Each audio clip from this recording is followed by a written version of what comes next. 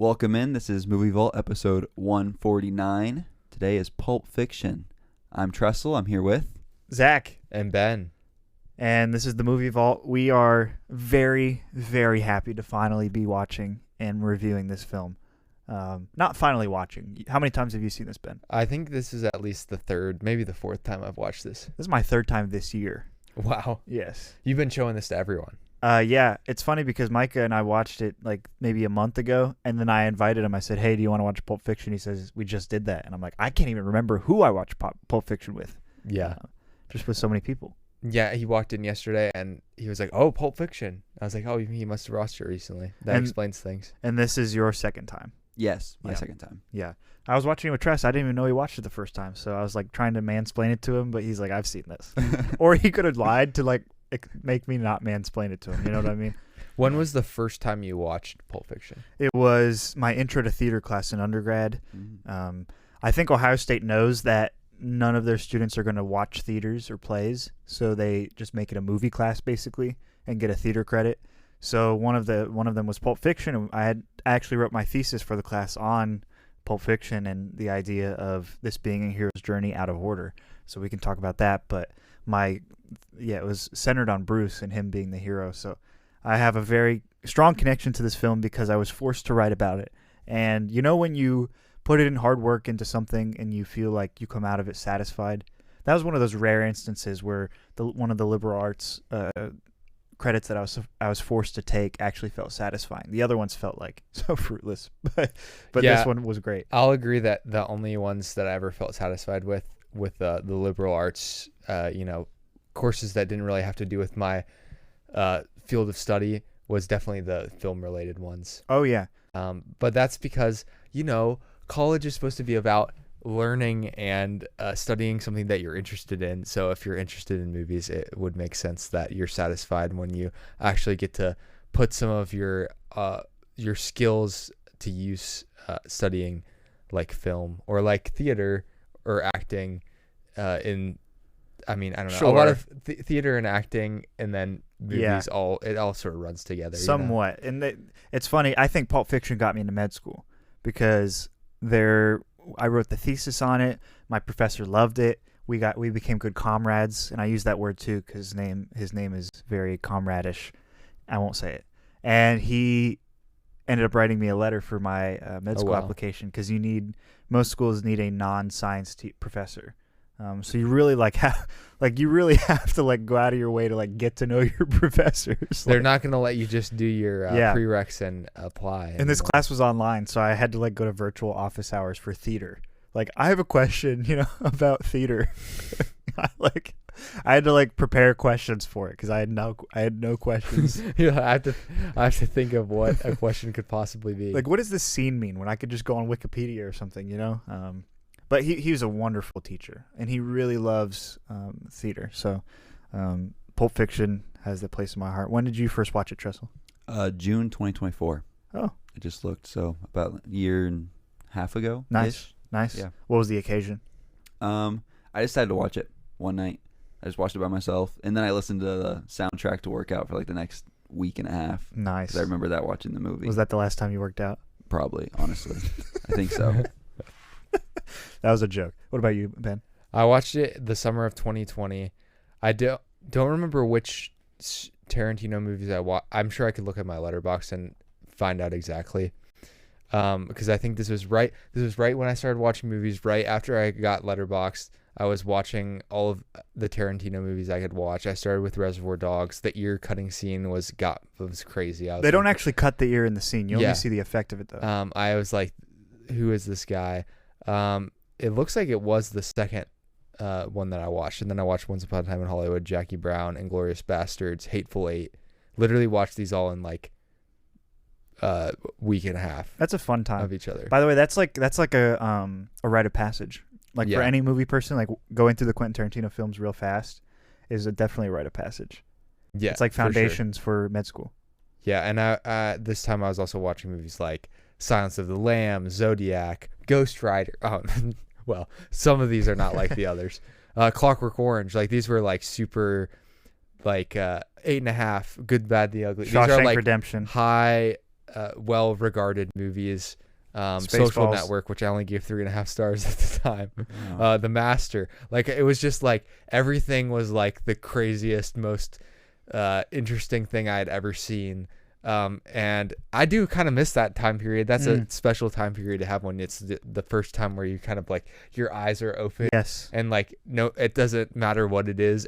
Everything is like special and unique and cool, and it kind of like they all hold like a special place in your heart. Yep. But I will say, this is this might spoil a segment though. That's okay. If I say it, but this is the first time I watched Pulp Fiction and was like, I know this movie in my heart of hearts is a 5-star movie. Oh, wow. Yeah. Yeah. After the third or fourth viewing, I was like, it's transcended. Well, we could Let's just get get into this. your guys' rankings. I also give it a 5-star. Always. It's a heart as well. Like this movie, it's not because there's hype around it. I don't care if anyone else likes it at this point. I really don't. This movie is so fun. This movie is so thoughtful. Like that end scene where Jules is describing the two different ways that verse could be interpreted. And he's like, I'm either the shepherd or the evil tyranny. And he's like trying to figure out, like, does he have a chance of becoming better after his experiences? And like, that's a fake Bible verse, but it's still a wonderful like application. And like, that's how I think, you know? And Quentin Tarantino is like taking such realistic dialogue and implementing it into here. The violence, sure, like I don't need the violence, but like I don't hate like the gunfights or anything like that. I will say, like, there are a couple scenes where it gets really, really dark in the basement of a pawn shop, but you know, that I don't need that, but it still like shows the depths and depravity of humanity to some degree, well, to a far degree. And maybe to one of the more extreme degrees ever seen in a popular movie. And Quentin Tarantino almost ruining Hollywood. You know what I mean? Like, he did kind of ruin Hollywood with pushing the boundaries in these ways. But I love this movie because it just is fun. I don't know. It's like an adrenaline rush. Mm-hmm. Yeah. They literally give someone adrenaline. That's how much of a rush There's it is. Epinephrine right to the heart. I wish it showed it. It didn't show it. They didn't. No. You don't even see that's your the face. thing. You don't even have to see it. You almost like think that you saw it.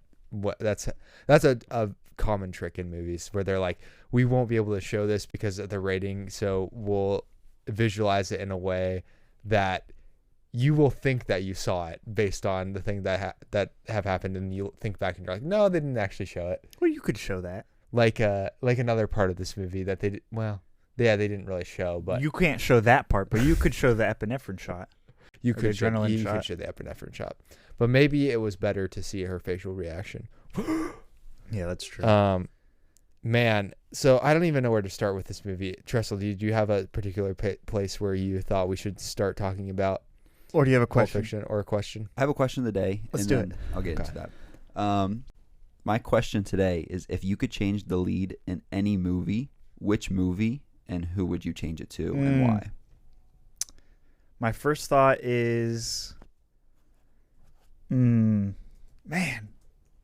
Morbius to Brad Pitt. Morbius to Brad Pitt. That's your first thought. That's the movie I want to improve. No, I don't know, because the Yep. movies I'm thinking of are like Donnie Darko, Pulp Fiction, because that's what we're doing. But okay, how about we put Jake Gyllenhaal as the lead in Master and Commander? Okay. Who was Instead the lead of- in I Master? think Russell is that the Russell Crowe was the so you think Jake Gyllenhaal would be a more interesting person to watch in that movie? I want to see him as a pirate. Okay. All right. I could see it. Can we go across time? Yeah. Okay. Never mind. I want what's her face? I want Tiffany Haddish in Heathers. Okay. I could see it. I couldn't, but it would be fun. Or Jake Gyllenhaal in Glorious Bastards Yeah. as that would be Hitler. cool. As Hitler. Yeah. Huh. That would be an interesting thought, Zach, there that you got. Or if we could bring people back to life, we could do Paul Newman in what's the newer movie? Paul Newman was what I was thinking. Paul But I'm Newman trying to as think of- old Captain America. Old Captain America. Oh, Paul Newman as the Red Skull instead of Harrison Ford. Oh, yeah. You mean Red Hulk? Red Hulk? Yeah. Yeah. Wow. That's a great casting. Yeah. Yeah. Because I think I do like Harrison Ford, but I think Paul Newman's better. Michael B. Jordan as Captain America instead of Sam Wilson. Okay, Instead I of like that. I Anthony like that Mackie. one a lot. That would be crazy. Not Steve Rogers. It would be. I almost said Steve Jobs. It would be. He would go for Sam Wilson. I think Steve Buscemi as Tony Stark. Honestly, it would be such an experiment, and maybe AI can do this someday. It will, where you can put Steve Buscemi in any role and watch the whole movie. That's what the rewatchables have. If you could recast these number of actors in this movie, would it get better? And I know Steve Buscemi's one, but he's an interesting guy to be like, what if you put him in this role? What would this role be like now? Like, he's just so weird. Like, not weird, but he's such a particular person that's him. Mm-hmm. But he's such a great actor that you're like, it's just interesting to see him as. Like, what if Steve Buscemi was the Godfather instead of Marlon Brando? What actually, honestly, That's crazy. honestly, the God, I like, make you an offer you can't refuse. Marlon Brando is an interesting one to recast because he's someone who, I know his performance in The Godfather was great and it was highly revered, but Why do you say but? I know that people's opinion of Marlon Brando is that he was kind of phoning it in, like the last part of his career. That's not my opinion of him. Like he wasn't doing On the Waterfront anymore, and he's so good that he can phone it in and still be amazing. But what if you had like No, he did. Who's the guy from Silence of the Anthony Hopkins? What if Anthony Hopkins was the Godfather? That would be good. I mean, he's not Italian, Yeah. so it might be. Who cares? Back harder then it to didn't see, matter. But Robert Downey Jr. played, in Tropic Thunder. You I can play mean, whatever race we you want got back James then. Gandolfini as Tony Soprano, so I That's think that true. was pretty much the. You could also say like Marlon Brando, because Apocalypse Now wasn't the beginning of his career. It was near in the middle, I think, right? For his Apocalypse Now performance, that was not reeling No, it Apocalypse Now Was was that like early? the end of his career. in. Yeah, so that was not reeling it in. Well, kind of though. He's just sitting like. You can see how it's like a little bit of a gimmicky performance because it's like he's like in Alright. dark lighting and like he's like the crazy guy. Like, I mean, he's still amazing, but I'm just saying like early on in his career. What about he was, Robert like, De Niro playing Dirty Grandpa? Is that reeling it That's in? phoning it in. Or Too, phoning it yes. in, whatever. Yeah, Okay. but Steve Buscemi as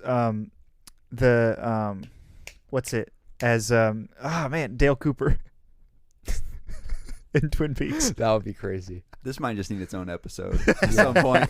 Yeah, I was gonna say, well, don't get me started on Kyle MacLachlan or That would be or awesome. Matthew Lillard. I would love Yeah. to see Matthew Lillard in more. Steve movies. Buscemi as Matthew McConaughey in Interstellar. I would do young Brendan Fraser as Frodo. Ooh, that's interesting. Eh, I don't like who's played Frodo. What's his name? That's Elijah Wood. Elijah Wood, yeah. Yeah. Vivi Vervigs. Ven will you Vervigs. Yeah, Elijah Wood's just okay. Yeah. He's good in Over the Garden Wall, which Russell and I watched. We'll talk about that. Yeah, okay. So let's talk about Pulp Fiction again. That was a good question. It kind of got us pretty far off the trails, but that's Good. okay. That's Good. okay. Let's go back to our main rainforest route. Yeah, main Today. forest route. Yeah, here's the thing. If nobody's listened to those 16 episodes where we bring this up, then nobody's going to know exactly what we're talking Well, about. I don't care. Yeah. So I would say Pulp Fiction is in my top 10 favorite movies of all time. Maybe top 20. Let's be fair. It's at least in my top 40, is what I would say. Maybe in my top 50. I have, Well, all right, guys. well, because we're going to talk about this when we do our roundtable, but I feel like I have an imperfect rating system because I'll like rate certain movies 5 stars and then they'll still be like my 60th favorite movie, even though I rated it 5 stars. It's weird, But regardless, Pulp Fiction, this viewing, I think the writing really stood out to me. Every line, I was like, oh my God, I got to write that down. I got to use this in my everyday, Except for what Quentin vernacular. Tarantino said. Yeah, I was like, I can't use every line in my everyday vernacular, but there's certain like the writing is just so smart and witty and throughout this entire movie, and it never lets up. It's like constant throughout the whole film. It's so good. And I always forget the Winston Wolfe scene at the end. Oh, with Harvey Keitel, yeah. Every time I watch this film, that one always surprises me. So this time, kind of anticipating it, it was just such a fun time. And I love Harvey Keitel's cocky attitude. And You're sending the wolf? yeah, so... And then at the end, he has that girl in his arms, and he just, Yeah. I don't know. It's just so funny. Like, I can tell Tarantino's just playing into that goofiness, I don't know. How do you even break down a film like this that is already kind of broken down? You know what I mean? Like, it's a dissected film told out non-linearly. It is not a hero's journey. Well, it is, but it's told out of order. You have several main characters with all different storylines that don't really connect that well, but they kind of connect randomly throughout the film. And then it's also bookended with this robbery scene in the diner. So I think it's another movie that's as deep as you make it. I mean, when you opens up and it has the definition of pulp, where it's like the wet mess of stuff, and obviously Pulp Fiction, Mhm. that's what it is. It's just a messy story that's not true. And I don't think it's, a lot of it can be symbolic, but a lot of it is just like, it's a fun fictional story. True. And the very title, like Pulp Fiction, it's based on the concept of these like pulp, which you can see in the poster, like as the little 10-cent mark. So you used to be able to buy books that would have covers kind of like the cover of this movie, and you could buy them for 10 cents, and they were like stupid stories that would catch your attention, hard-boiled crime thrillers, but they would have a lot of the same beats and same elements no matter what. But there's this like with reading, there's types of books that are like supposed to be like the crazy works of literature, but they take work. Like you sit there and you like have to really pay attention to every page. But then there's works that you can just like dive into the world, and it like they're page turners. You keep turning the page because you're invested in the world. But then once the book's done, you kind of just like toss it aside and you never think about it again. Yeah. Like in the moment of reading the book, it's the most important thing that you're like you are in like with the characters. But then once it's done, it's like, oh, I'm out of that world now. That's and Pulp Fiction is maybe it transcends that a little bit, but it's still like all the stories and moments are kind of, it makes sense that it's based on that concept. Interestingly, a huge inspiration for the idea of this movie, and it became more than this, was a movie that I watched recently and I didn't realize had any connection, and that's Mario Bava's Black Sabbath, which is a horror trilogy of short movies. And so in Italy, it was in the 1960s, it was expensive to pay stars for full movies. So they started doing these movies that were like 3 short films. So they just had to pay the star for like, a 20-minute segment instead of paying them for the whole movie. Yeah. And Tarantino, who's seen every movie ever made, like that. But this is a little different because in Black Sabbath, the 3 stories don't really connect at all. They're like 3 just individual stories. Whereas in Pulp Fiction, it's 5 stories or 7 stories, something like that. But they're all like interconnected kind of in a way. And 6 stories. And there's a theoretical 7. Yeah, there's a theoretical Did not mean to do that. like order, like where they put on the Wikipedia article, it's like this is the chronological order of the movie, and we just like purposely like rearranged it so it's not in chronological order. Mm-hmm. So it is kind of like, it does have like a through narrative. It's just like the whole gimmick, if you want to call it a gimmick. It's smart, but it's just like that everything is like out of order and you have to like figure it out. Is this the first movie to do that? I can't imagine it is. It's probably not, but it's definitely the most popular. It definitely popularized the idea of doing this. Yeah, I think my thesis. Because Memento did this. Yes, after, it did. very soon. in a different way, but yes. I would say like this is just the Gen X postmodern way of thinking. Like it really is an ideology at its core. Like, why do you come to see a film? Is it to see the main characters, win in the end, see that hero's journey come through, We would argue, like there's some innate, sense of loving the movie The Goonies, But at the same time, this kind of like chops up that idea and makes you come to a movie for the dialogue, the funniness, the violence, you know, like just like the crazy antics. It's like a whole different reason to watch, you know? And when Quentin Tarantino takes away the happy ending, he takes away that regular build up to the climax and resolution. When he chops all that up, then you're not watching it for those reasons, right? So you're watching it strictly for the reasons Quentin Tarantino wants you to watch it, which are postmodern ideological values, which are like, to be honest, like pulp.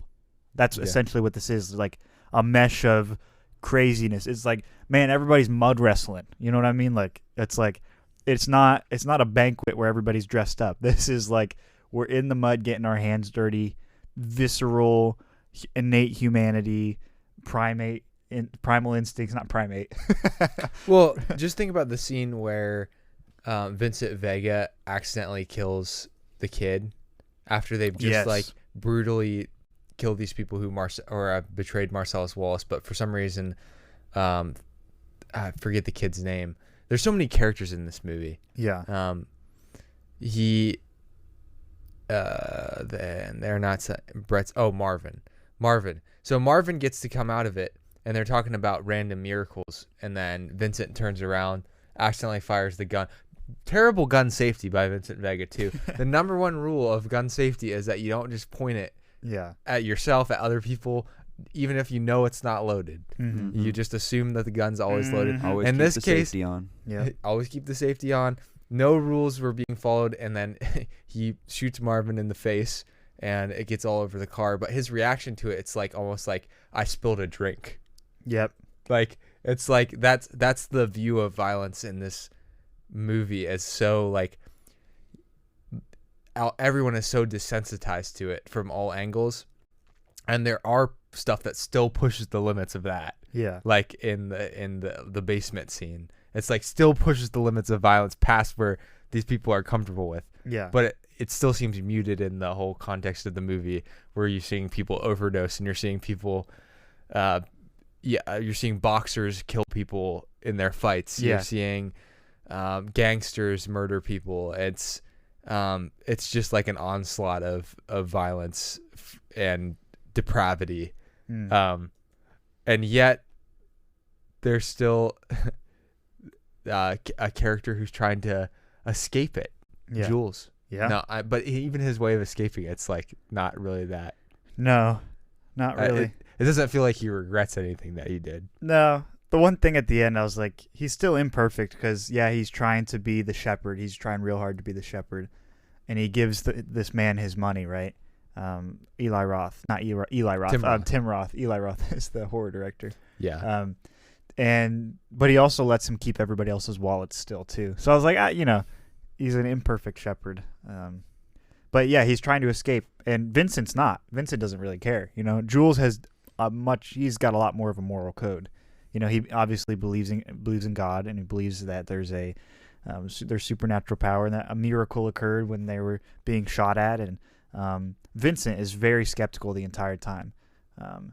They're also like constantly just arguing with each other, so I think that also plays into it. Like they just can't disagree on anything, or can't agree on anything, and so Jules feels like that there's moral weight to the actions that they're doing. Like the pulp isn't just pulp; there's morality in it, And he seems to be the only one in the film kind of dissecting that. Because Butch doesn't necessarily care. He just wants to, get out of the situation. But I will say Butch has a moment of light where he goes back and saves Marcellus, which he did not have to do. Yeah. And if he had let Marcellus die, he would actually be free and welcomed back to L.A. But he let Marcellus live, and he's not welcome back to L.A. Now, who wants to go back to L.A.? I'm not lying. Like, I wouldn't. But still, he had a shining moment there. So just to summarize the characters, because the characters are the tying part, the thing that ties the film together. You're really watching it for the characters, and the story becomes secondary.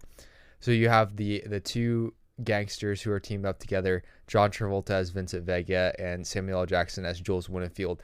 Their interactions and the dialogue between the two are the heartbeat of the movie. Mm-hmm. I think that's like the thing that Troy and Abed. Yeah, it really helps the movie like level up to a higher point than it would have.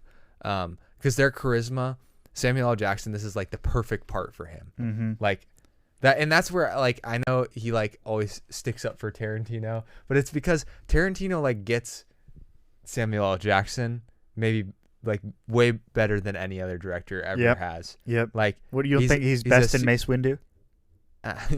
Yeah, that was his best part. He's such a good actor, but he like is just alive. Yeah. In this movie, you know, everything that he says, you're just like locked into trying to listen to him because it's so entertaining. And then his foil is kind of like the dopier, like not as smart, not as witty, but still funny. Vincent Vega, who has come back from Europe. Royale with cheese. And El Royale. Or it's what does he say? El Big Mac. Le Big Mac. Le Big Mac. El is Spanish. My bad. And for Travolta, this was like a renaissance for him because he was in a down part of his career. Originally, Michael Madsen was supposed to play in this role, which would have worked, but I think Travolta has a little bit more name power than Michael Madsen, so that also kind of worked out. Yeah, we got to see some more Michael Madsen in Kill Bill. Yep. So, and originally he was going to this. He changed it so Vincent Vega is the brother of Vic Vega, who was played by Michael Madsen. Tarantino wrote a prequel that has the two brothers starring a movie from Reservoir Dogs and Pulp Fiction, but it got scrapped and it didn't go through. But interesting. he did start writing it. Oh yeah, you're right. There's that tie-in to Reservoir Dogs with Vic and Vincent. Way to explain that. So, Mr. Blonde in Reservoir Dogs is Vic Vega, like Trestle saying. But that didn't happen. But I mean, it's they like never tied them together. They never actually tie them together in the form of a movie, but they're like brothers theoretically tied together because their last name is Vega. Yeah. So there is a universe where. Wow, I don't know if I ever noticed that.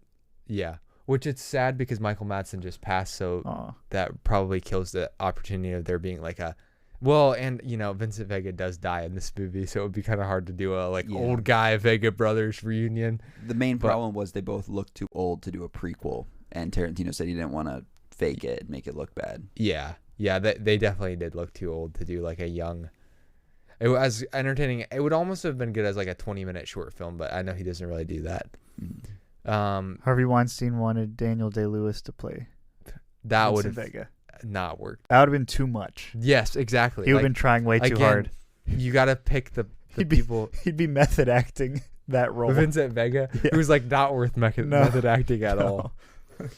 Uma Thurman makes her, I think, most significant. I don't know if this is her debut, but this launched her career as Mia Wallace. Just great performance. Wonderful. She's always wonderful. I've never seen her bad in anything. I've only seen her in Quentin Tarantino. I wanna dance like Uma Thurman. You know, that's the first place I heard of Uma Thurman or this Fallout movie. Boy. It was from Fallout Boy. I think that might be true for me as well. Wow. Because that song was just like so big, even though that whole album is not very good in my opinion. But Tarantino wrote the script specifically for her to play the character. He had to call her and read the entire script to convince her to do it because she originally said no. And Miramax wanted like Meg Ryan to do it. Like what? Like that would have just been odd. This is more evidence for our tour theory. Like the idea of letting the director pick everything, almost like a dictatorship. The studios have reasons to be like, they're thinking more in terms of star power than like who would actually fit the role the best all the time. There's narratives to push in Hollywood that it helps to have people in different roles. And that's why they brought Bruce Willis on. He was kind of a last minute addition. Mm-hmm. He wasn't originally going to be in it, but then he had super successful box office overseas. But his in America were kind of failing the past couple movies he made. But as soon as they signed him on, they got an $11 million deal, which the whole budget for the movie was $8 million. So that's instantly a profit just for having him on. Because overseas bought the rights to show it in theaters for $11 million. And for him, this was definitely helpful because it showed another side of his performance. I think from what I've heard, like for Bruce Willis, it maybe wasn't as significant as for Travolta because he wasn't like Travolta was like in a rut. Mm-hmm. Like he was like failing. Willis was maybe in a little slight downturn, and he had recently become a star. It wasn't like Die Hard hadn't been out that long ago, and he was still figuring out kind of his spot in Hollywood, and I think it showed like a willingness to do a different kind of, like, even if he was in like a part that's still like a very like Bruce Willis part, it's in a movie that you wouldn't think of like a Bruce Willis being in up to this point. Harvey Keitel is like, man, his career has been like, he is so good as the Wolf, and he's such a good actor, and he was like the guy who helped Scorsese with Mean Streets. He was the star. Man, I love Harvey Keitel. He was never as big as like De Niro or Pacino, and he kind of got overshadowed by some people, but he is such a great actor. And it's fitting that he was like also an important part of, because he's in Reservoir Dogs as like one of the main characters in Reservoir Dogs. So he was also like at the beginning of Tarantino's career. It's kind of funny. He's still making movies this year. I mean, he's a working actor. Yeah. That's crazy. Wow. And some actors, you're just like, it's so weird because like he's in The Irishman, I guess, but like they're in these movies, you're like, what are these movies that like, these are like popular actors? It's a little sad, but then it's like, maybe it's not sad. Like maybe they it's a job. It's just a job. They like doing it. I'm sure he doesn't need to work. I don't know. Some people aren't good at managing their money, and they do actually still need to work. But man, if you talk about like tough guys from the 70s, 80s, 90s, who just exemplified that, I think Harvey Keitel. You got Tim Roth, who's coming up in The World, who's in this movie. Amanda Plummer as Honey Bunny, who's just every performance is like so memorable too. Like, so like She's everyone crazy. just got to be like unrestrained, crazy. Well, not everyone got to be unrestrained, because I would say Ving Rhames as Marcellus, he was a very restrained performance until he got his moment. Yes. I'm gonna go medieval. Yeah. Well, I like the Honey Bunny, because she's like, I love the scene in the end when like Jules is like, "It's okay, I'm proud of you." Like he's like reassuring her, even though she's pointing a gun at him, like, "Point the gun at me, point the gun at me." And then she's like, "I have to go pee. I just want to go home." It's just like, It's so relatable. but like that has nothing to do with the plot. It's like, we are here for the pulp. We're not here for any structured plot. It's all for like, this is a really interesting situation. Let's just dig into the specific philosophies and thoughts from this specific situation. Then we'll move on to the next one. It'll be completely different. There'll be different things to think about, different moral conundrums. You know what I mean? Like, that's what this pulp is, and that's what I find it so fun, because that's kind of what life is. Yeah, it's kind of what life is. Things don't always like fit together in this neat little narrative. Yeah. Yeah. And there's like happenstances in like people's lives crossing, and like different things that happen that we assign significance to. Like somebody storing a watch up their butt, that's a significant story for some people. Yeah. Christopher Walken, oh my god, it's just like he knows the people who are like, when you watch them, they like, your focus is just on them. Like Christopher Walken is one of those guys who, when he's on the screen, you pay attention, and like Tarantino recognizes that, and I wish more people did. Like, I wish more people had the eye for like. Now I think we look back and we're like, oh yeah, of course Christopher Walken, but that's because we have the whole, like, his whole career to look back on. But at the time, like, I'm not sure people would have had the wherewithal to be like, it is important, even though it seems like kind of a cameo. He's only in one scene, and it's like retelling the story. It's so important that Christopher Walken is playing that part. Yes. No, I think you're right, 100%. So go ahead, Tress. No, the guy, just about the giving of the watch. The name of the soldier who transported it that he gave, Joe Wanaki. That is the name of a character from the 1943 film Air Force, who's directed by Howard Hawks, who is Tarantino's personal hero. Yeah. I've only heard about him through Quentin Tarantino. Yeah, I haven't seen any of his films. This is how you know I'm like not a true movie buff yet, because the bar will always be higher. I'll always have something else to continue watching. But would you say something Hawks? Howard Hawks. Howard Hawks. That's right. Yeah. Yeah, and this just goes to show, like, Tarantino is like a recycler. That's how. He's the recycler. He's like watched so many movies. I don't know if he has a number on it or not, but he and he respects them all so much. But he also is like, I want to pay homages, but they're often layered, but sometimes they're super direct. They're like, I'm literally ripping this off, but you don't know because you haven't watched as many movies as I have, so you don't know that I'm ripping this off. But if by chance you do know, it's like one of those like. It's funny that meme from Once Upon a Time in Hollywood became a thing because it's literally like the Leonardo DiCaprio pointing at the TV character where it's like, I get it, like I see it, like it's a little like Easter egg hunt. It's really like he's the Marvel for film nerds, cinephiles. He is, yeah, because a lot of Marvel movies are about Easter eggs and having like little like, oh, I recognize that from the comics moments. And for as much as I don't know if he's been as staunchly against superhero movies. Now that I think about it, he may not be actually. Yeah.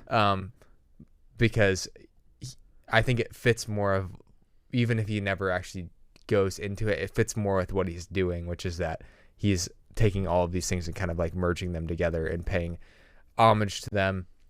So it's not like nothing has to be original per se, but the originality comes out of combining all of these things together. Yeah, and there's like a style filter that you kind of add to it that's your own. Tarantino has that. This was set in like the 1990s, right?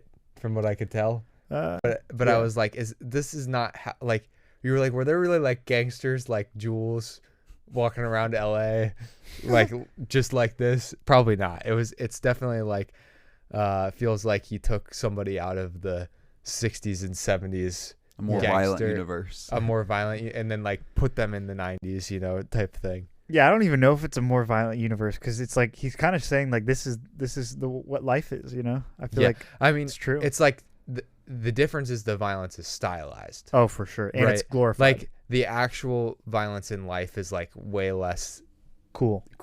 Oh yeah, than this. Watch Kill Bill and you'll get that. Yeah, the violence in Kill Bill is really cool, but it's not. It's like. Death is bad. I have to say that legally. So anyway, I would love to talk about the specific 7 narrative structures that we have. Okay. Let's go through them. Because how can we not? So let's just combine 1 and 7. And actually, let's go in No, let's start with 1 and 7. Let's do the robbery scene. Let's start there. Okay. So we have the first one from the perspective of the robbers, Tim Roth and Amanda Plummer, and then you have the other one from Samuel L. Jackson, Travolta's side of things. So you get the multi-perspective, and one's right before the robbery begins, and one is before the robbery begins and into the robbery. And they're in different parts of the restaurant. Yeah. Eating breakfast. Yes. Now, it's funny because like they're really like hyping each other up in that first scene. Honey Bunny and what's his name? What is his stupid name in this? But they're really hyping each other up like, we can do this now. This is a good idea. Like, who thinks about robbing Tim Roth? Yeah, Pumpkin. Who thinks about robbing restaurants? The waitresses, they're not gonna be the ones, to risk their life for a measly $1. He's like, what, a manager? He's gonna do it? No. The cooks, no. So they're like hyping each other up like, yeah, this is what we're gonna do. And then it immediately cuts to a whole different scene with Jules and Vincent, right? So then you're like, okay, you kind of forget about that scene. And then when it comes back the first time you're watching this film, like it really surprises you. Like, oh yeah, I remember. And then at the end when it comes back, it's Vincent and Jules. And I think that it's one of the most interesting conversations in the movie, which is the fake Ezekiel 25:17, talking about, like that there's the righteous path, the righteous man going down the path, and evil tyrannies trying to take him off the path. But God puts vengeance on those evil tyrannies, those people that fight him. And there's like this shepherd that shepherds him along the way, right? And Jules is wondering like, who's the role in this situation? Because you have this hostage situation where they're robbing the store, but Jules kind of holds them hostage at the same time, right? Because he kind of tricks them by showing them the briefcase. We don't know what's in there, but there's some theories. It's a MacGuffin. Yeah, and it's only a MacGuffin, right? Because Quentin Tarantino's not trying to let us be distracted by the Tesseract. You know what I mean? Stuff like that. So, he says there are 2 scenarios. He's either Jules is the tyranny of evil men, and he's the one trying to pull Pumpkin off the righteous path, and then God will judge him, or he is the right, I think, or the righteous man, or he is the fool, who is or he's the fool, and then the pumpkin guy is the righteous man. And then he says, those are both theories, but I'm trying really hard to be the shepherd. So he's trying for the third scenario, which is he's the one helping the weak man, which would be Pumpkin, on the path of righteousness, which would be letting him get out of this situation, giving him another chance, right? Because otherwise Jules could just kill him on the spot. But he chooses not to. I'm pretty sure Vincent would have, right? But Jules is trying to give him a second chance because he has this moral code kind of in the midst. And that's the most interesting part of this film for me, because it's like you have this fake Bible verse that is describing these roles of morality, kind of, that there is a way that this thing should go. There is a hero's journey that happens, right? The good guy wins in the end because God judges the bad guys, right? And that doesn't happen in this film at all, right? That's kind of the juxtaposition, is like Quentin Tarantino has a character who believes in the hero's journey but doesn't put him through it. And Jules is kind of like the foil to the whole idea of Pulp Fiction and pulp in general. And I don't think Quentin Tarantino is even making a statement about faith. I don't think he's interested in making a statement about faith. I don't think he's saying it's right or wrong. That's not what I got. I think he's trying to say, like, a lot of times you'll be faced with like multiple theories for how reality is, and you don't essentially know what you are, but you can kind of strive to be one of those. And I don't even think Quentin Tarantino is saying that as one of the points of the movie. I think he's presenting that and then presenting the non-linear story and putting those in juxtaposition and saying, here you go. I don't think he's saying one is good or one is bad. I think he's just saying, but here's the thing, even that juxtaposition is postmodern within itself, if you think about it on a meta level. Like, you put something structured and something unstructured next to each other, that is unstructured. You know what I mean? If there's 1 ounce of unstructure, then the whole thing is unstructured. So I think it's just like, if this whole movie were just postmodern, it would be Rick and Morty.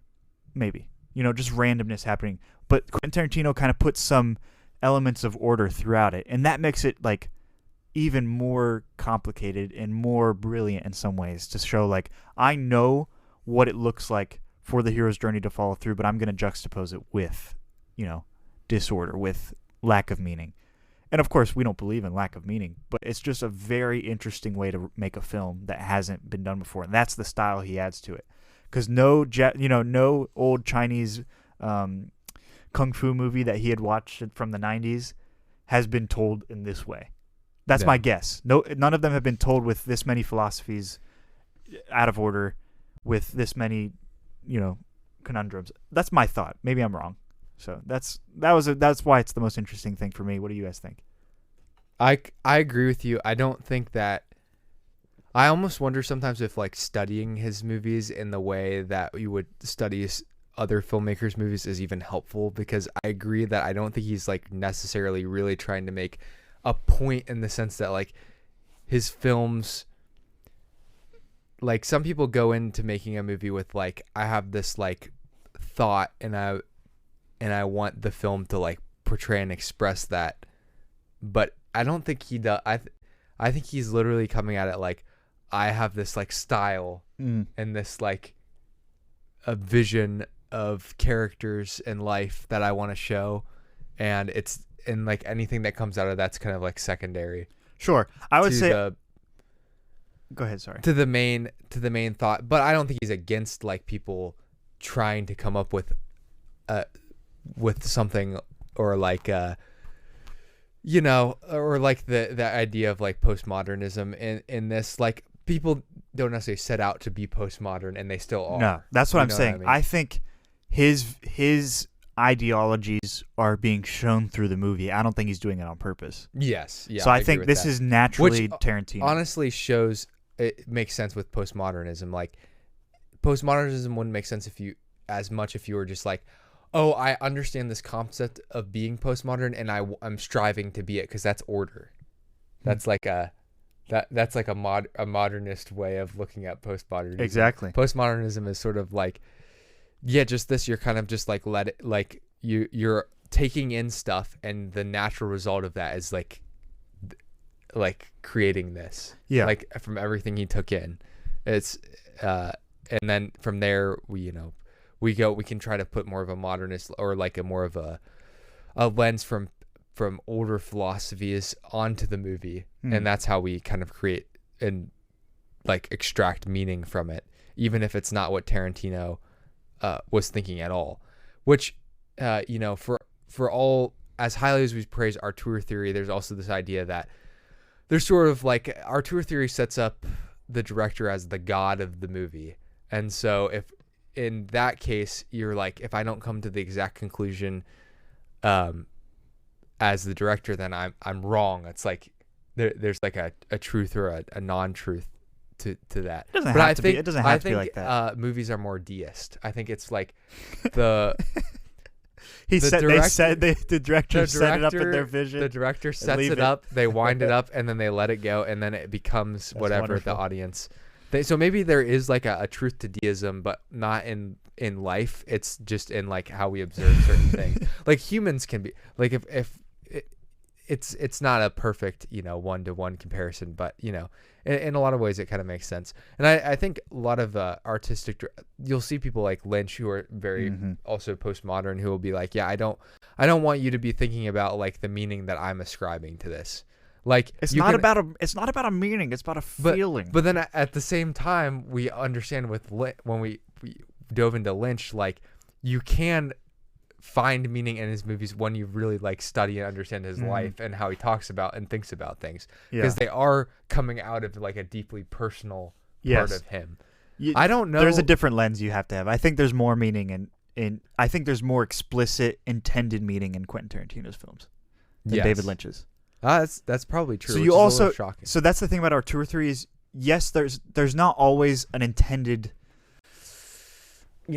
specific thing that the director wants to get across, but that depends on the director, right? Yeah. So some directors have those end goals, like get this, Adam McKay, get vaccinated is what that's basically what, and prevent global warming is what Don't Look Up is. He does have a very moralistic view of filmmaking. Like by making movies, I can influence how people think about things. Like by making Vice, by making Don't Look Up, people will make different decisions based on watching this movie. You could have the Scorsese approach, which is like, I'm still showing a lot of violence and evil, but I do have a very moralistic philosophy. Yes. And I am trying to show you and teach you a lesson. Like specifically, I think with Scorsese, you can be like, there are lessons to be learned that he wants you, that are ascribed to religious teachings even. Like, but even with Lynch, think about it, even within one director, it depends on the movie. Because Straight Story is about reconciliation, right? Yeah. And then Mulholland Drive, what is that about? What? It's what? Like, what? So, That's true. So it's not a perfect, it's not, for a director, you can have different visions, different ideas, different thoughts. So true. So it's hard in movies because you just can't make any statement.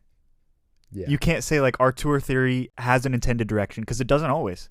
You can't say that every movie under the director is going to be the same intended meaning or direction. That's not true either. And you can get lulled into it because it does seem like every Christopher Nolan movie has kind of the same intent.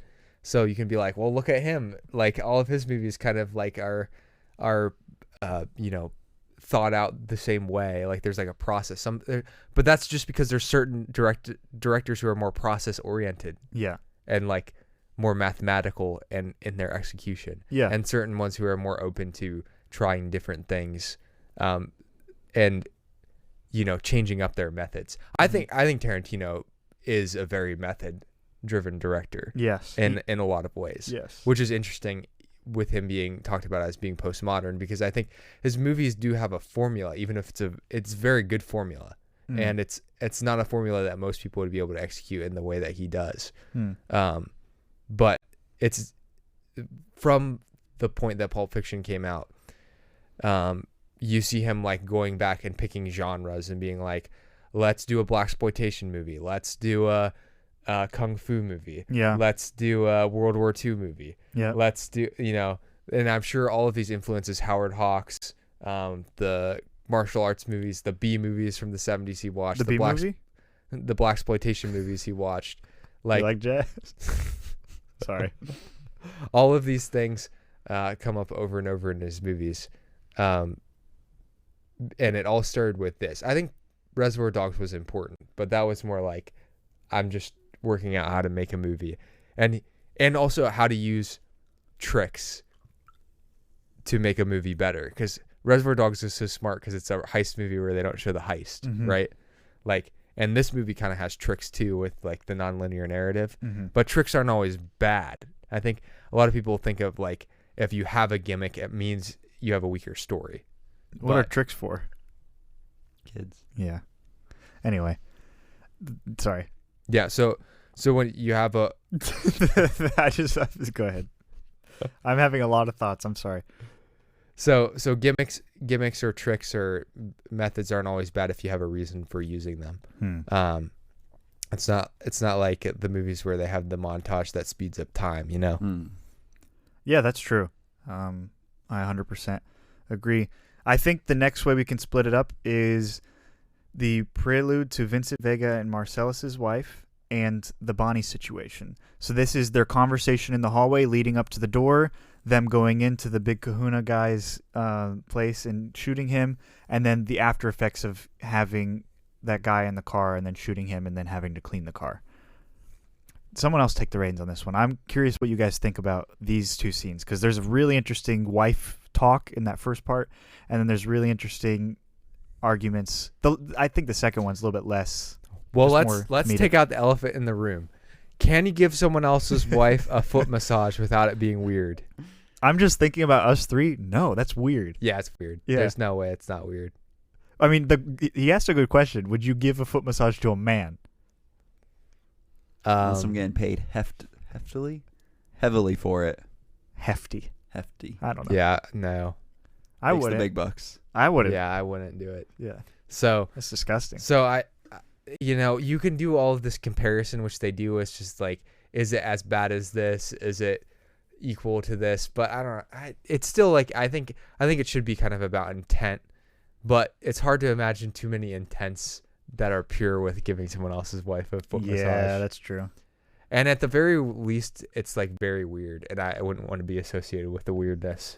So, especially once we get introduced to Uma Thurman's character. But I think, yes, is it justified to throw somebody out of a window because they gave a foot massage to you? You turn the other cheek, or foot. I don't know. Although we find out that may not have been the case, after all, in the later scene. So it might have been, which is the pulp of it all. They're having this huge argument about this, and it may have not even been true. Yep.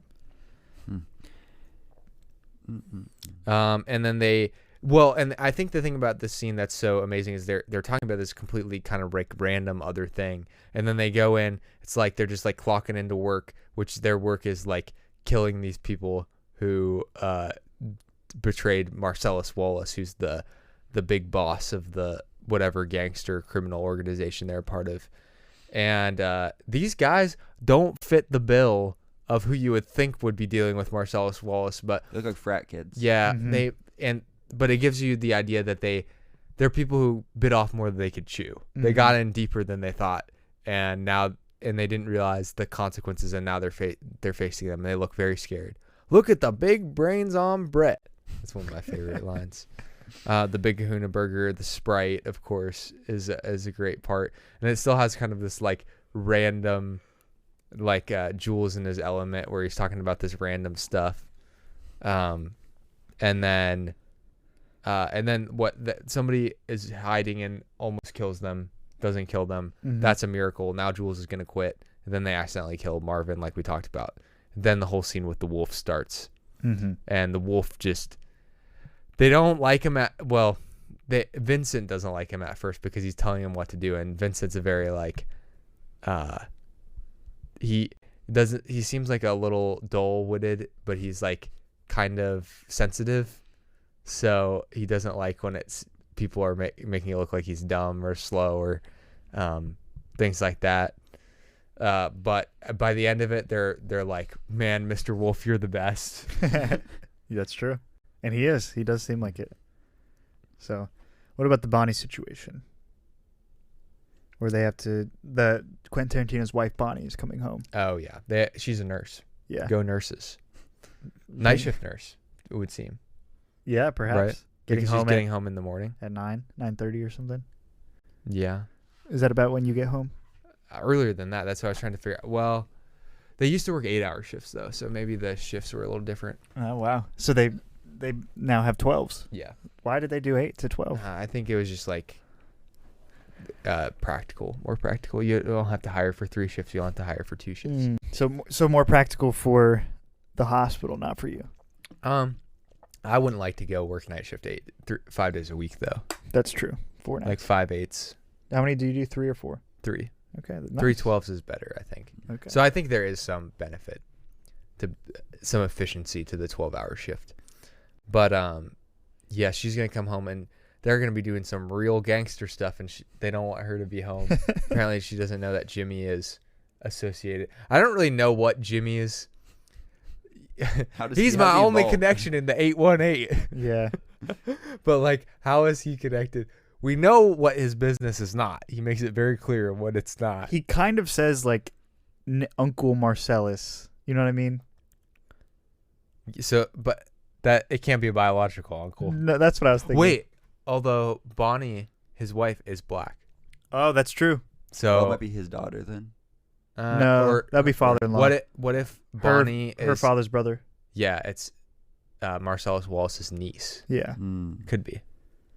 That's probably what it is. Because he's when Harvey Keitel's like, we can get you a whole new bedroom set. You know, like Uncle Marcellus. I also love how when the wolf gets the call, he's at like a party. Yeah. It's like 8 a.m. Yeah. Why is there a party happening? Like he's like sitting on the bed writing down. I think it was a funeral. Oh, it was a funeral at 8 a.m. Well, or like a viewing, or yeah, I guess they're all wearing black. That might make more sense actually, because you might have a viewing earlier in the morning. Yeah. He's like, I'm ready to go. He's like, what's his name? He's like, write down Vincent. I like how he has the race. Vincent white. Jules black. Yeah. He does. It's in parentheses next to it. It's like, why did he need to write that down? And then the funny thing is, when he walks in, he finds the black guy first. He's like, oh, you're Jules. That means you must be Vincent. Oh, I love that scene. That's the little details that the more times you watch this movie, the more you realize how much they paid attention to things. And just those scenes where it's like, you know what they look like? You know what they look like? They look like a bunch of dorks. He's like, it's your clothes, so. Yeah. He's like, and then they spray them. I need to get that UC Santa Barbara Slugs. Yes. Yeah. Banana Slugs. That's their actual. So their actual Really? mascot is the Banana Slugs. That's a real university. That's awesome. It's almost like University of America Samoa. Yep. Yeah. Go Landcrafts. Man, that's so good. Yeah, I mean, I just anytime Quentin Tarantino is in these scenes, I just love them. I just love him so much. You know, just like he's not a good actor.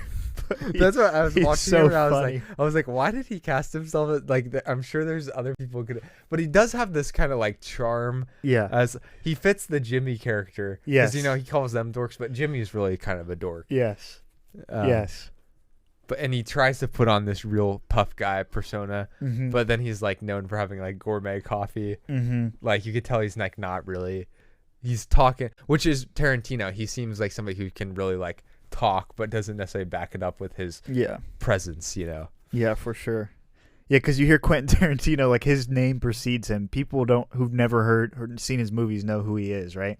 And then you hear an interview and he talks like this, you know, like. He's actually kind of like in it. We love you, Quentin. If you want to come on our podcast, we'll listen to you talk for 2 hours while we sit here. But yeah, he's somebody who really he can talk. Oh, for sure. I don't know that he can listen much, but he can really talk. So funny thing is, 1 and 7 are grouped together, 2 and 6 are grouped together, right? And then you have 3 and 4 and 5 in the middle all kind of meshed together. So it's like somewhat there's a little bit of order, you know? It's like you have 1 through 7, the ends are together, the penultimate ones are together, and then the middle ones are together. So next we'll talk about Vincent Vega and Marcellus Wallace's wife, and the we'll just do that. So I know Tarantino said this is like based off of a classic like archetype where it's like you gotta take the boss's wife out and treat her right, but it's not. But it's not like a weird cuck situation. It's like it's just you're like babysitting his wife. Yeah. Is that a thing in real life? Yeah. I don't know if that's. I mean, I've never been part of an organized crime syndicate, so I don't know. It doesn't seem like in The Sopranos they really do this, where it's like you're like they're taking Mrs. Showing her a good time. Showing her a good time, but maybe this was.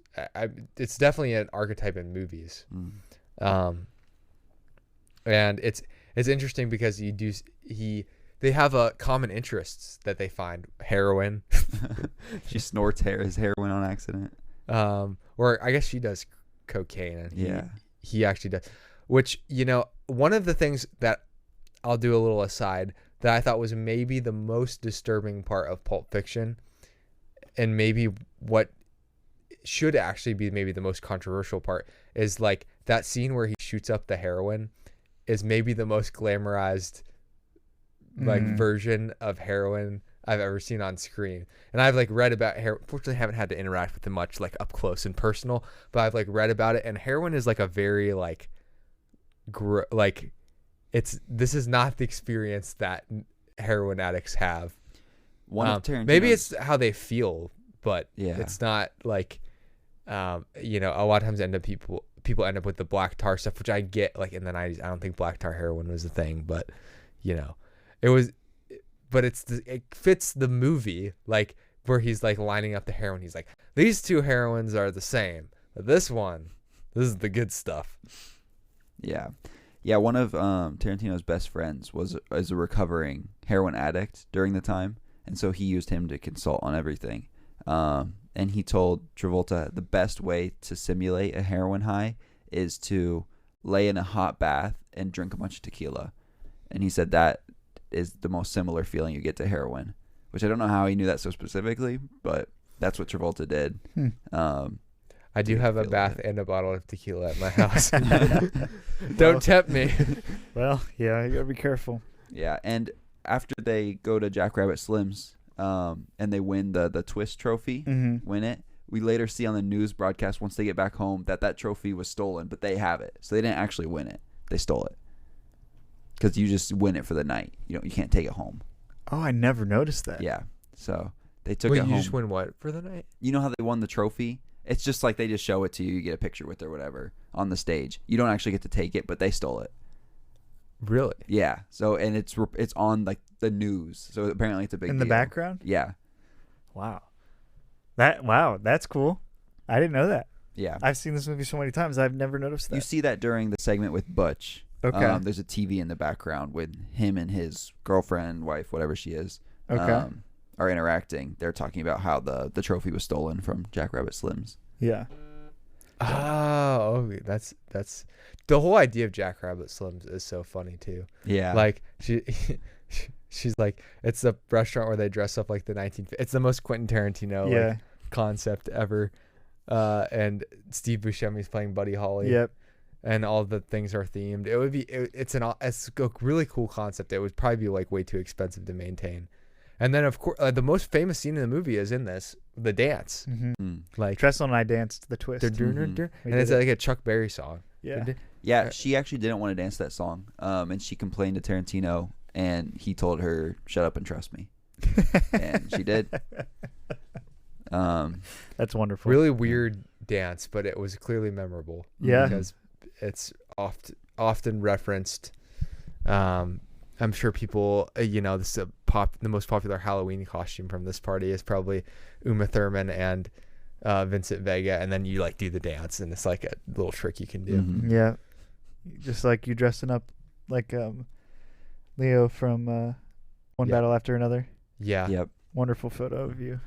Yeah, but then obviously after this, she overdoses because she snorts his heroin instead of her coke. Yep. And so they have to go plunge. The trick they used for the needle actually was they played that in reverse. So they put it on her chest, a dull needle, and then pulled it out. And then they played it in reverse so it looked like he was stabbing it. So he could really like. Yeah. So then you get the speed without having to worry about actually hitting Oh wow, her. that's smart. Yeah. That's why I'm not a cinematographer. I will say that might be the redemption to the whole like glamorization of heroin, because you also get the like really traumatic, life-threatening like realization of like this is what could happen to How you. quickly it can go wrong. Yeah. Yeah. And it is very like jarring. It's a very jarring sequence. Yes, how scared he is because he's also high himself, driving her and runs into the brick chimney or wall. Yeah, and his drug dealer friend is hilarious, Lance. That's fun because he's like, this is where the white people come here. I'm the white people drug dealer is basically what he's saying. That's fun. And he's got these two girls who are just smoking on the couch and having fun while this girl's dying right in front of them, and they end up giving that epinephrine, and she comes back and it's all good. They hide it. She tells her Family Force 5. Fox Force 5. Yeah. Which Joke. ends up being Ketchup joke. kind of the basis for Kill Bill. Yes. Fox Force 5. Yep. That's true. And she's in it. And yeah, then it's just funny because that's how it goes. And also in this segment is grouped in Jules and Vincent before he gets Mia. They drop off the briefcase to Marcellus with the golden glow. And that's where they see Butch, being told by Marcellus to lose, defeat the pride, stuff like that. And so that's interesting. What do you guys think is in the briefcase? Is it Marcellus's soul because he has a Band-Aid on his neck? I heard one theory that connects to Reservoir Dogs, that it's what they stole. It's all the diamonds. Oh. But So he gave it to his brother to give to I've never Marcellus? seen Reservoir Dogs, so I know there's something in there, but I just can't imagine. All I can think about is Tarantino being like, it's like never giving you an answer, and just imagine like it's being like the stupidest thing ever. Yeah. I always think of like some sort of like idol or like I don't know why, or like some sort of like kind of exotic, rare thing. Yeah. Maybe. That's golden kind of lemur. where my head goes, but I don't know exactly why. Everyone does seem kind of very like, whoa. Well, and yeah. it glows. Tim Roth is like, glows. that's beautiful. I always just think of Troy from Community opening it, Yeah. and being jealous that Yeah. Jeff got him the actual briefcase. From Yeah. it. No, that's awesome. I love that. So the next segment is the actual prelude to the Gold Watch, which includes the flashback with Christopher Walken, and then the present one where he loses the match on purpose. He's with his girlfriend, and then this is really just Butch's storyline. And then he, basically sees Marcellus on the road, hits him with his car. They go in this fight. They go in the basement of the pawn shop. And then obviously a lot of nasty things happen with this Gimp and the police sheriff guy and the other worker of the pawn shop. Then Butch saves Marcellus out of a good-spirited move right there. How rude of them to interrupt the Gimp's nap time. That's true. He was sleeping. And what a Where's the tattletale Gimp? too. I think he's taking a nap. Yeah. Do you think he's in the box at all times? I hope not. I'm going to be very honest in that I Remember? don't really understand the appeal of being the Gimp. I also I don't know. think he chooses that. Well, it was a little hard to tell. I don't know. I don't think he does. I think he's Giggling. so desensitized that he became like a pet or an animal. Yeah, also there's a lot of concerning things about, obviously there's a lot of concerning things about that scene, but even if you notice, they're like, let's take him to Russell's old room. Who was Russell? Yeah. Why is it his old room? Yeah. Like questions you don't really want to be answered, but that you have. Yeah. There's man, it does show like the thing about that scene definitely shocked me the most when I first watched the movie. I think I knew some semblance that there was like some sort of sexual violence in the movie, but I didn't know it was that. And the thing about it is it really it's like somehow it makes the evil that the gangsters are doing seem like less like that there's like more evil than that. Yeah. Which is crazy. Yeah. Yeah, it's like they might be And gangsters, but it's- these normal people are doing so much worse. At least they're not like racist rapists. Yeah, you know? that's true. Yeah.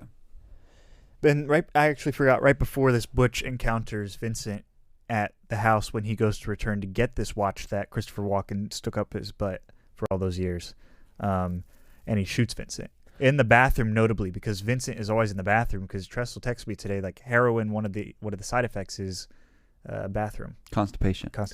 Is bathroom. His bathroom. One of the side effects of heroin is bathroom. You actually have to go to the bathroom if you take heroin. So that's like pretty interesting. So like all of his big events happen in there, right? Like you have him dying in the bathroom, him when there's a shootout being in the bathroom, in the diner, and there's a third one where he's in the bathroom.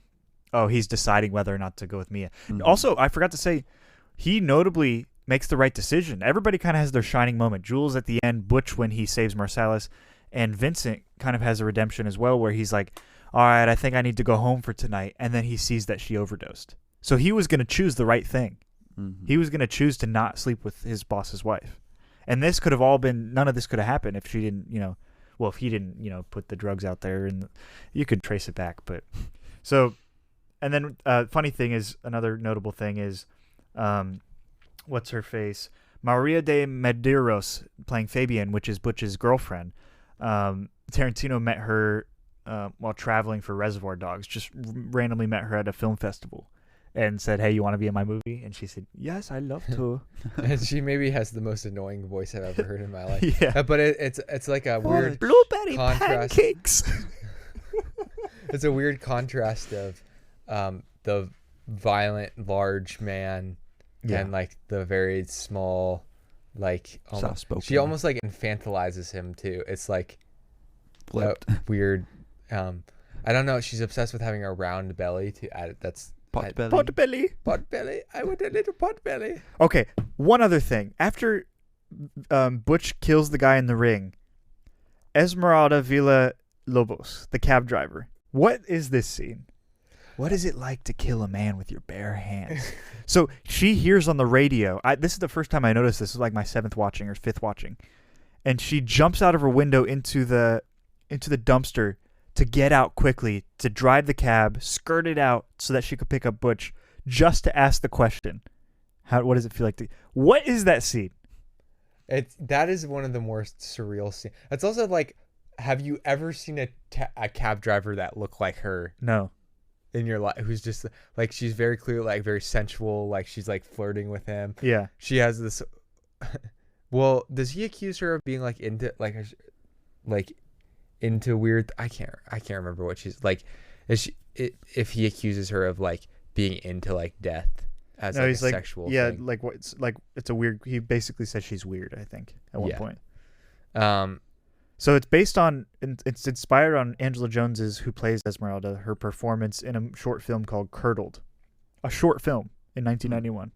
Actually, this scene feels the most Black Sabbath of any of the films, because Black Sabbath has a lot of like sexualized undertones of death, like kind of things, and like the like, I don't know, the base human instincts are like combined together type of, and that's what the taxi scene reminds me of. Yeah, for sure. So sorry, I mean those are just little tiny snippets of things that I'm remembering as we go on. But what do we think about the whole gold watch scenario leading into, him killing Vincent, and then leading into, because like, by the way, when Vincent and Butch met each other last time before Butch kills Vincent, they were like kind of squaring up against each other. So that's like kind of foreshadowing in some ways. So there's some element of order. And then you also have the backflash for the watch, and then you have the actual fight, losing and then escaping, right? And then he goes, So is that the hero's journey? He defeats the bad guy and kind of saves the bad guy. And he escapes with his girl. Yep. I mean, yeah. It's like a very imperfect, flawed hero's journey. Oh, for sure. Yeah. I think you could make an argument that it is. Yeah. Yeah. So there is just a crazy amount of different things that don't relate to each other in this film. And that's the pulp. That's the pulp. Do you guys think, do you buy into this theory that the gold watch was just something a lieutenant gave to make a kid feel better about his dad passing away? Or do you think that was actually a true story? I think it was true, because why would he add the butt part? I don't know. Unless he's weird. There would be no reason to talk to a kid about putting something up your butt unless it was true. Maybe to show how hard it was to get to you at that point. I don't know. Perhaps, but So you don't buy the theory? What would the theory contribute to the film? I'm curious. Is there something else to it or no? Just that the watch is not actually that important, but he thinks it is. That's all he has of his dad. That could be very true. Yeah. I mean, I don't have any issue with that, just because it's similar to the briefcase. It's not that significant. You know, it's like it could be nothing, it could be something, but either way, it serves the purpose. Like that's kind of what Tarantino's doing. Like, you know, it doesn't matter what this movie actually is, as long as it serves the purpose of doing what it's supposed to do, which is, you know, getting you to watch it and enjoy it. Yeah. So it's kind of another meta element of this. Mm. Maybe this movie is a MacGuffin that we don't know the actual true value or meaning of. Maybe there's no meaning. Maybe Yeah. the meaning was the friends we made along the way. It was the cheeseburgers we ate along the way. This makes me very hungry for a cheeseburger. Well, you have your whole life ahead of you, hopefully. We'll find out. Just don't get mixed up with Marcellus. And don't get a big kahuna burger. That leads to bad things. Closing out, was there anything you guys didn't like in this movie? No. Nothing. Well, glorification of violence to a level I wasn't absolutely loving. But I am desensitized, so I don't I'm not like reactive to it. Yeah, I have like no visceral reaction to it. But I don't love it. From a ethical standpoint, yeah. I still acknowledge that it maybe should bother me to an extent. Yeah. What about you? No, I mean, it's really good. Yeah. I think. What do you give it? I think I gave it 4.5. Wow, very good. Okay, I think. I will say that I don't think this movie like glamorizes violence in the same way as like Terrifier. No. You're right. So but without this, maybe movies like Terrifier. Well, and you notice like people like Eli Roth became more popular after Tarantino. Yeah. Well, Even Pulp though- Fiction walked so that Terrifier could run. Yeah. Yeah. Well, we want to get into movie highlights? Yeah. Or any final thoughts on the film first? Oh man, I'm sure I could say a lot of things, but I think our discussion, hopefully it summarized what I think. Yeah, diving into the characters and the scenes is the best thing you can do with this movie. And just like this is one of those movies that is like you can just watch it again and again, because every time you'll be like, oh, that line was so good, or like I didn't notice that the last time. And I love that about this movie. And you know what else you can do again and again? Rely on a good insurance company. Yes, you can. And fortunately, you asked the right person, because Wait, who did I ask? You asked me. Who asked? Well, you made a statement, but I'm making it into a question. I'm just Are joking. you gonna call? Where you talk about Point A insurance. Oh yeah, I was just making a general statement, but this is great. Point A is the best one-stop shop for your personal, business, and life insurance. Whether you're young, old, or somewhere in between. I'm somewhere in between. I You think have assets in need of protection, and you probably have goals that you want to reach. a couple. I'm quoting directly from our website. And you can call I was about to give my personal phone number. You can call the office at 614-486-7300. That's 614-486-7300. And don't think about it like you have to necessarily get business from us. We'll just quote you, and we'll go from there. You can also email my email, bstanhope@pointains.com. And I would be happy to answer, help get you in the right, point you in the right direction. Woo! And if that means quoting you some insurance, we would love to do that. We also have specialty things that you might not think about. We have church insurance options. We have a really good carrier for that. When did that happen? We've always had that, but We just never advertised that. we just haven't advertised it. There's certain things that commercial. I just met with someone from Progressive who was talking about commercial auto, business owners policy. So if you own a business, or you know someone who owns a business and they're complaining about I'm spending so much in insurance, even if you don't own a business, if your employer saves money and you help them, it's more likely you get a little bit of cut of that money. So it's about saving money. It's also about protecting you. So, make sure you balance between saving and also getting the best coverage that fits your situation. So That's crazy. that's crazy. We love you, Point A. We do. We love Point you. A. What is it? Your success, our mission. Wait, you have to say it. You have to say it to me. Your success. Because by the way, I'm one of your clients. So you Your have to tell me. success. Your success, Zach. Our mission. So my success is your mission. If you're not successful, then my mission is not accomplished. I think I've had 5 claims since this year has begun. Well, Maybe 6. 6 claims. That's my fault. It's not your Might fault. be a record. And you guys, well, I think I got a T-shirt for it. Yeah. And now we got you through the other side, hopefully. Oh, you guys definitely did. I still have to email you guys because I forgot to give you guys my new car information. Oh. I need to do that soon. Before you make a claim, it'd be good to have that on file. Yeah, well, you can always retrospectively That's true, you can. put in your insurance information. You can. Anywho, so let's do my movie highlights real quick because I have a lot less than you, Ben. Let's see. Did we talk? We talked about Sinners last time. Well, that was just when I watched it. I was trying to. I always struggle now with really? when I stopped on the last episode because That's a good point. I don't always. I sometimes watch movies after I watch the movie that I watched for the podcast. So I have a hard time with it. Mine's very short. Tressel and I watched through Over the Garden Wall. It's like 10 episodes, 10 minutes each, so pretty quick. Wonderful animation. Back to the Future, I watched it the 40th anniversary in theaters. It was cool. Nice. With Anna. And Pulp Fiction, that's it. It was a busy 2 weeks. I think I talked about The Substance last time, so I'll start with Black Sabbath. I talked about on the podcast already. Great anthology trilogy. Mario Bava, so good. If you don't know Mario Bava, he's the Italian father of horror and giallo. So the mix between horror and then the like crime genre that's popular in Italian movies. Then I Know What You Did Last Summer.